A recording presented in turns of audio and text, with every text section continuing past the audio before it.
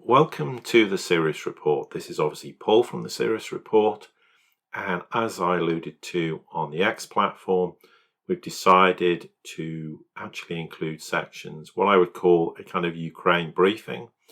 We feel there's an awful lot of information out there.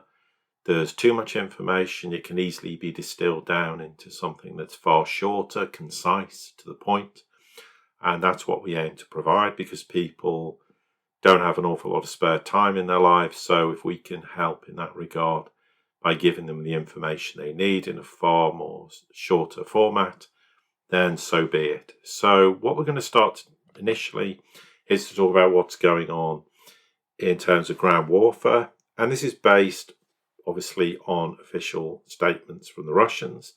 People can disagree with this, and that's fine. I don't have a problem. I'm just saying this is the Russian perspective. I don't have access to the Ukrainian perspective, but what seems to be increasingly the case is we know the front line's crumbling, that Russia's making advancements in Donetsk particularly, but they are certainly beginning to improve tactically their positions in the Kharkov region, and this is a strip that borders Lugansk region. That is very clear now. The one thing we also know is that they've improved their frontline positions in at least a dozen other areas in Donetsk, and this relates to what is termed Russia's Battle Group South. They have various ways of breaking up the regions they're fighting in into these battle groups. In terms of the Battle Group Center, they have obviously there is a lot of heavy fighting going on in a number of regions, including Drozhba, Leonai, Dovka, etc. I'm not going to go through all these places because it's rather pointless doing so. There's also been a fair number of counterattacks by the Ukrainians repelled. What's also very telling is there is certainly movement in regions in Zaporozhye, in a place called Temirovka. And what's also worth noting is there is heavy fighting in regions in Zaporozhye, like Orekov, and in Kherson itself, Poniatovka. So clearly the battles are now not just included in the Donetsk region, but also now we're seeing it in Zaporozhye and Kherson. Clearly Ukraine is still having very heavy casualties inflicted upon them. The other thing that's worth noting is Russian forces continue to strike Ukrainian military airfields and energy facilities. This has been an ongoing big problem for Ukraine, and they say it's the Russians, it's the military industrial sector. They've also destroyed enormous amounts of military equipment, and this is in 140 plus areas. So Russia continues to strike targets across basically the entire eastern Ukraine, and obviously beyond, all the way up to Lvov in the west. In essence, that's all people need to know. The rest of it, on a day-to-day basis, is rather meaningless. Yes, I could list dozens of places, but what's the point? You get the point that Russia continues to make progress in Donetsk, but is also now starting to move in the Zaporozhye region and Kherson region, but more importantly, making those inroads, as I've said, in Kherson, in Kharkov as well. So let's come on now to some other developments, and this, I think, is some very important things. And we will only stick to the important things. I'm not going to go into every micro detail because, again, it's irrelevant and adds no value. Basically, we know Putin and Scholz shared a phone call. What does this mean and why is it happening now? Well, as much as anything, Scholz, because of the precarious nature of his traffic light coalition in Germany, is trying to sell himself as a statesman. Somehow, I'm going to be the leader who picks up the phone to Putin and finds a way to end this war.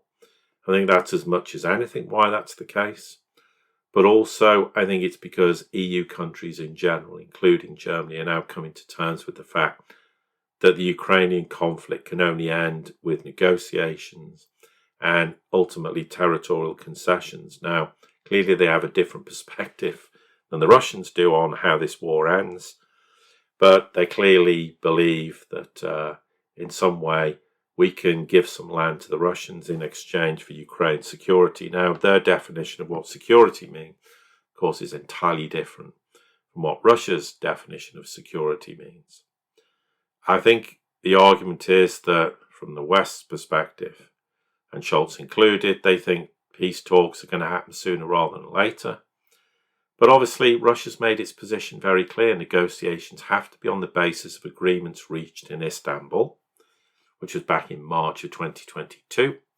And they must also take the current situation into account, meaning, well, we're also now not just looking at Lugansk and Donetsk, but Zaporozhye, Kherson. Arguably, Russia's perspective is looking at Sumy and Kharkov, and maybe ultimately Odessa and Nikolaev. We don't know at this point in time, but it's worth reiterating that the demands Russia made in Istanbul was basically Ukraine's commitment to neutrality and an unaligned status, meaning you're not part of NATO, and that it promised not to deploy foreign-made weapons, including nuclear ones, on its territory. Of course, they agreed to this. Subsequently, they backtracked on that, and 2.5 years later, the war continues. Another point I want to make is with regards to the sanctions, because Russia, as Putin ordered an analysis back in September of the possibility of limiting the supply of strategic raw materials to foreign markets.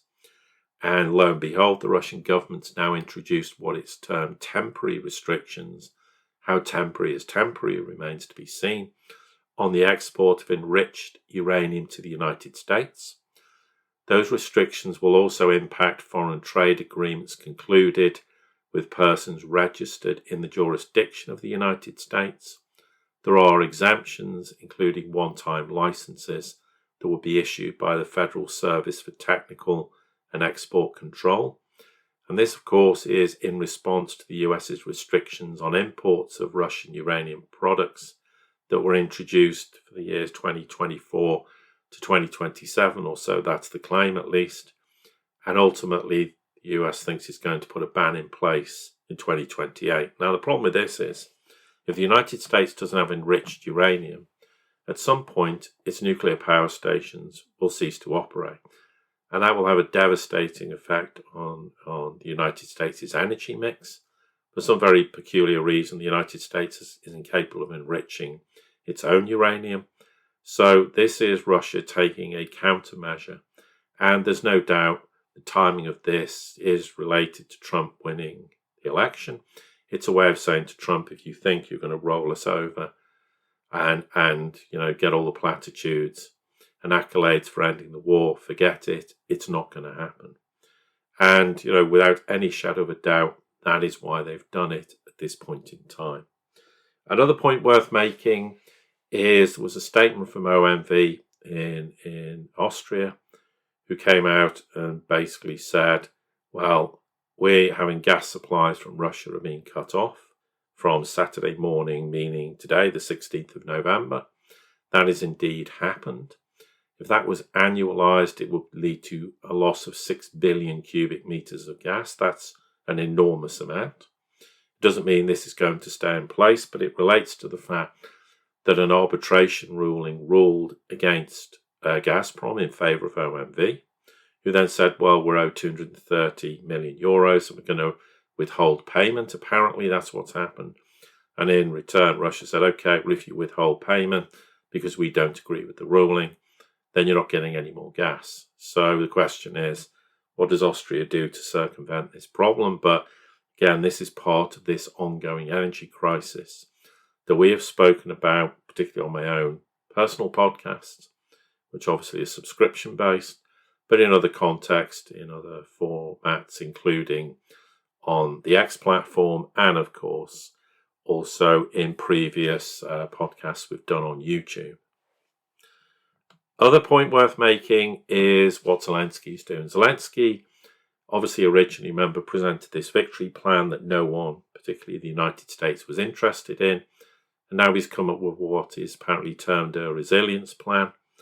He announced 10 provisions of this new plan, which relates to matters of security, energy, armaments, industrial development, and cooperation with partners. So really, the resilience plan is not about how to win the war now, it's what happens after the war and what can all these countries do. So we keep them on side because Zelensky's terrified that the United States particularly will throw them under the bus and leave them in basically to rot, which would be absolutely catastrophic for Ukraine because it already has enormous economic financial problems because of the war, and obviously huge societal problems as well, because any conflict of this nature by definition causes those problems. So Zelensky's desperate, and this is another act of desperation on his behalf.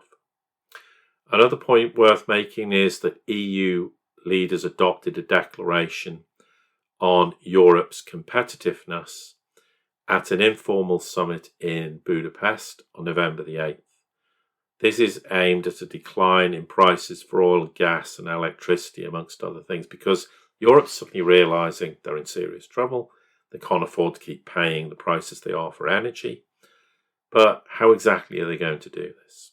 I mean, because they would have to remove Russian sanctions, and they would also have to restore Nord Stream, and they're not prepared to admit this.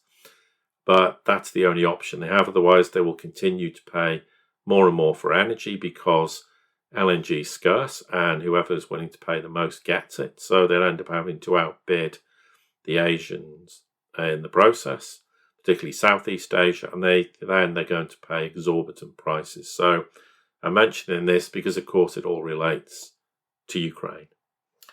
Another point worth making is Trump's plan.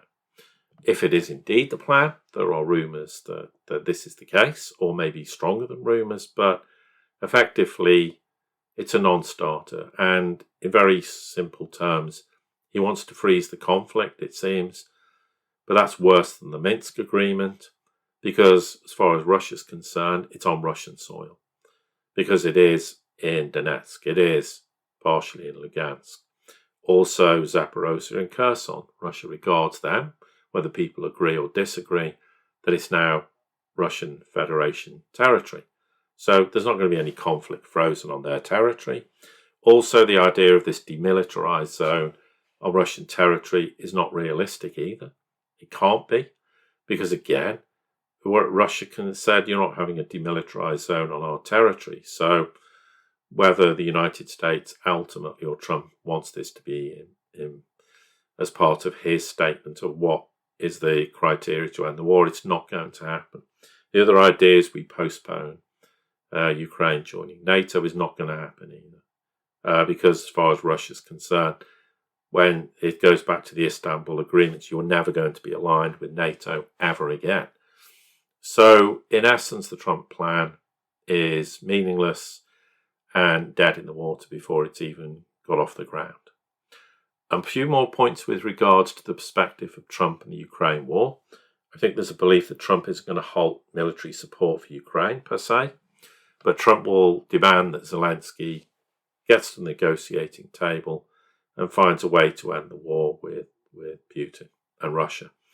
Whether that includes the aforementioned plan is an entirely different matter, but getting to the negotiating table is only going to mean something if there's something to negotiate, because as far as Russia's concerned, they're not going to negotiate anything unless it works on the basis of what they said, which is Istanbul plus the ongoing reality of where we are in the war today.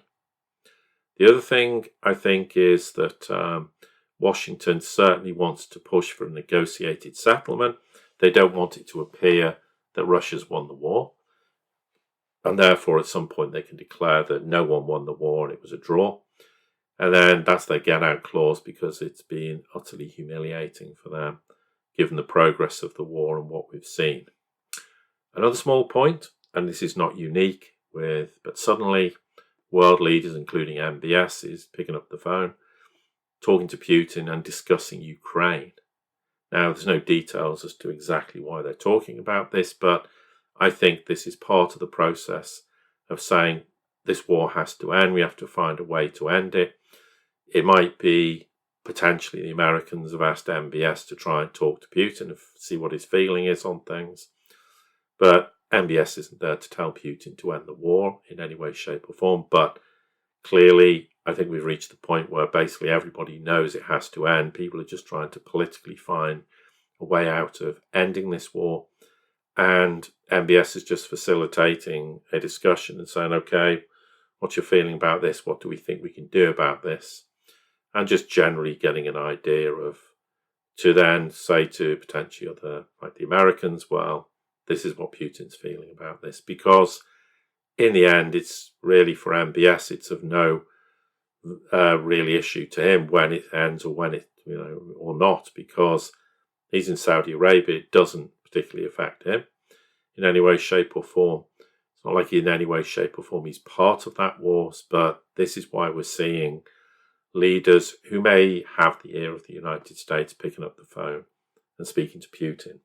Finally, another point worth making is the mobilization age in Kiev. They're having to decrease it because of the enormous casualty rates they've had, both in terms of the loss of life, in terms of serious injury and people missing in action. It's worth noting, though, that Ukraine's overall population, and this is difficult to assess what it actually is, because they haven't really done a census since 2001. There's claims it could be 29 million. It might be even less, but in 2001, it was 49 million.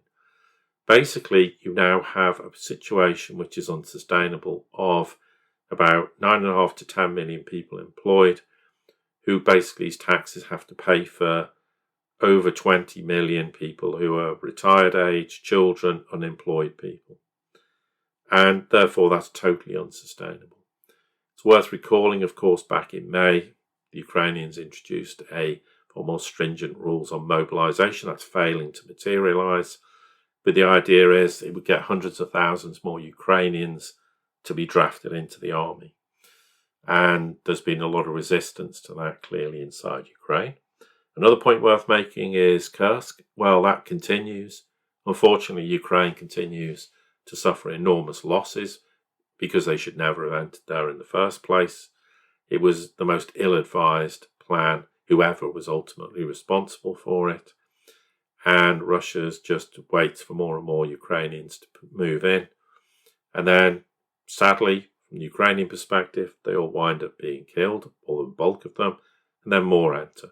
This is why they keep having to mobilize and reduce the age of conscription. And there is no end in sight as to when this attempts to mobilize is going to continue. And sadly, more and more Ukrainians are dying in the process. And I think that's a good point to stop. These are the kind of briefings you'll get. They're succinct, they're to the point, they'll tell you the things you need to know.